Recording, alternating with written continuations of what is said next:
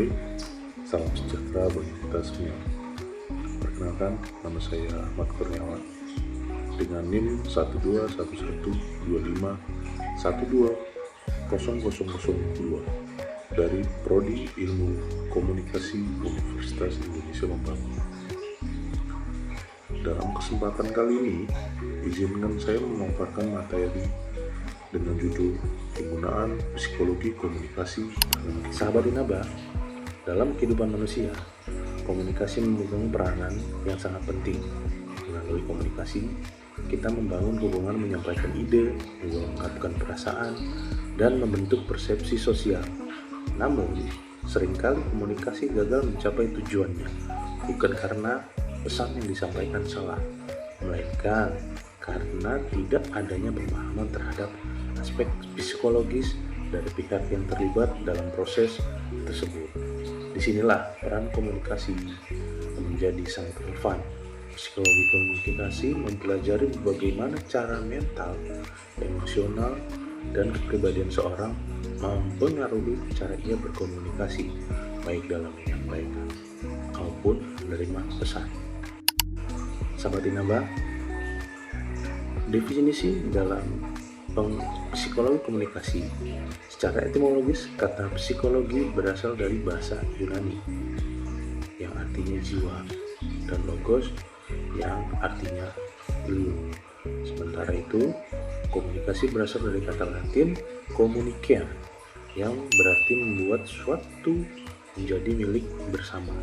Maka, psikologi komunikasi dapat diartikan sebagai ilmu yang mempelajari hubungan antar aspek kejiwaan manusia dengan proses penyampaian dan penerimaan pesan dalam interaksi sosial. Menurut Jalaluddin Rahmat, psikologi komunikasi membahas bagaimana cara mental seperti persepsi, motivasi, dan emosi mempengaruhi perilaku komunikatif seseorang. Artinya, komunikasi tidak hanya bersifat mekanis, tetapi juga melibatkan faktor internal yang bersumber dari pikiran dan perasaan manusia. Dengan demikian, memahami psikologi komunikasi berarti memahami mengapa seseorang berbicara dengan cara tertentu, merespon dengan gaya tertentu, dan menafsirkan pesan dengan sudut pandang yang berbeda. Oke, sahabat Inaba, tujuan dan fungsi psikologi komunikasi memiliki susunan, antara lain meningkatkan efektivitas komunikasi. Dengan memahami karakter psikologi lawan bicara, kita dapat menyampaikan pesan dengan cara yang lebih sesuai dan mudah. Fungsi lain, mencegah kesalahpahaman dan konflik, karena kita mampu menyesuaikan gaya komunikasi dengan kondisi emosional penerima pesan. Lalu, meningkatkan kemampuan persuasi dan motivasi, terutama dalam konteks kepemimpinan, pendidikan, maupun organisasi. Yang berikutnya, membentuk hubungan sosial yang harmonis berdasarkan rasa saling memahami dan menghargai.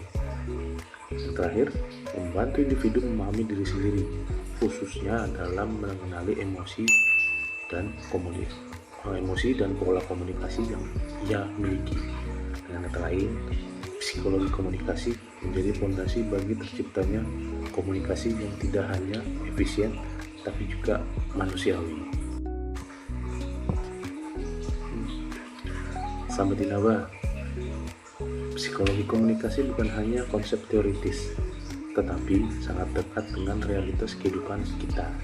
Penerapannya dapat ditemukan di berbagai lingkungan sosial, diantaranya dalam lingkungan keluarga, dalam lingkungan pekerjaan, serta pendidikan, lalu dalam lingkungan kehidupan sosial dan media digital.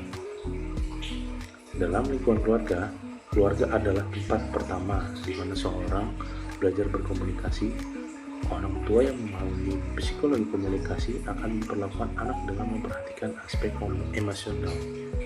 Sebagai contoh, ketika anak melakukan kesalahan, nasihat yang disampaikan dengan nada lembut dan penuh empati akan lebih efektif dibandingkan dengan hukuman atau amarah. Pendekatan psikologis membuat anak merasa lebih dipahami, bukan dihakimi, sehingga pesan yang disampaikan lebih mudah diterima. Selain itu, komunikasi yang positif di lingkungan keluarga membantu membentuk karakter anak yang terbuka, percaya diri, dan mampu menyampaikan pendapat dengan sopan. Dalam lingkungan pendidikan, dunia psikologi komunikasi berperan dalam menciptakan proses pembelajaran yang efektif. Seorang pendidik yang memahami kondisi psikologis peserta didik dapat menyesuaikan gaya mengajar sesuai dengan suasana kelas.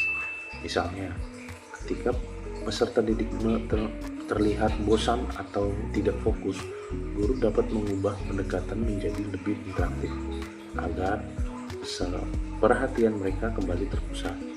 Di lingkungan kerja, seorang pemimpin yang memahami psikologi komunikasi akan lebih berhasil dalam membangun hubungan interpersonal. Ia tahu kapan harus memberi kritik secara konstruktif, kapan memberikan penghargaan, serta bagaimana motivasi tim tanpa menimbulkan tekanan psikologis. Komunikasi yang memperhatikan aspek psikologis ini yang menciptakan suasana kerja yang sehat, produktif, dan penuh kepercayaan. Terakhir, dalam kehidupan komunikasi sosial dan media, komunikasi tidak lagi terbatas pada tatap muka. Media sosial telah menjadi sarana utama dalam menyampaikan pendapat dan emosi. Namun, tanpa memahami psikologi komunikasi, di dunia digital seringkali menimbulkan kesalahpahaman dan konflik. Sebagai contoh, penggunaan kata yang ambigu atau nada yang tidak tepat dalam pesan daring salah diartikan sebagai bentuk agresi atau sindiran. Dengan memahami psikologi komunikasi, kita belajar untuk memilih kata yang sopan, mempertimbangkan konteks emosional, dan menahan diri sebelum respon secara impulsif. Pendekatan ini membantu menciptakan budaya komunikasi digital yang sehat, beretika, dan menghargai perbedaan pandangan. Sahabat Inaba, psikologi memiliki manfaat yang bisa kita terima dalam kehidupan sehari-hari. Secara praktis, penerapan psikologi ini memberikan manfaat antara lain: pertama, meningkatkan empati, yaitu kemampuan memahami perasaan dan sudut pandang orang lain. Kedua, meningkatkan kepercayaan diri dalam berkomunikasi. Individu mampu menyesuaikan diri dengan situasi dan audiens. Lalu ketiga, mengembangkan kecerdasan emosional, artinya kemampuan mengendalikan emosi dalam setiap interaksi. Keempat, mengurangi konflik interpersonal, baik di lingkungan kerja, sekolah, keluarga, maupun sosial. Yang kelima, membentuk citra diri positif, artinya komunikasi yang santun dan beretika menumbuhkan rasa hormat dari orang lain. Dengan kata lain, psikologi komunikasi membantu kita menjadi pribadi yang lebih bijaksana dalam berbicara dan lebih peka dalam mendengarkan.